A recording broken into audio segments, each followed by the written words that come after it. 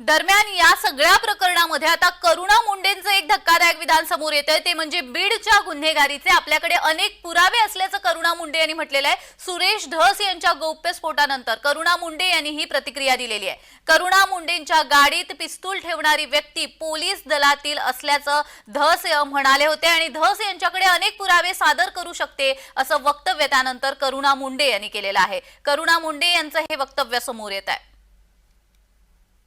सुरेश धस भाऊंना मी खूप खूप धन्यवाद करते, हात जोडून हृदयापासून मी त्यांचा आभार मानते जे त्यांनी मला न्याय दिला।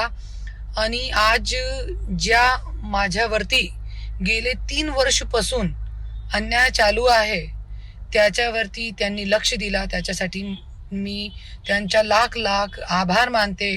आणि भाऊ, तुम्ही मला टाइम द्या, माझ्याकडे खूप काही पुरावे आहे जे आपल्याला जड तक पोहोचायचे आहे। ते तुम्ही खरं सांगताय की आपल्याला जड पर्यंत पोहोचायचं आहे, तो तुम्ही मला टाइम द्या, वेळ द्या, मी सगळे पुरावे घेऊन तुमच्याकडे येते आणि तुम्ही जड तक पोहोचा। हे जे बीडमध्ये गुंडशाही, दंडपशाही, हुकुमशाही, खूने नाही खेळ चालू आहे त्याचा तुम्ही पर्दाफाश करा।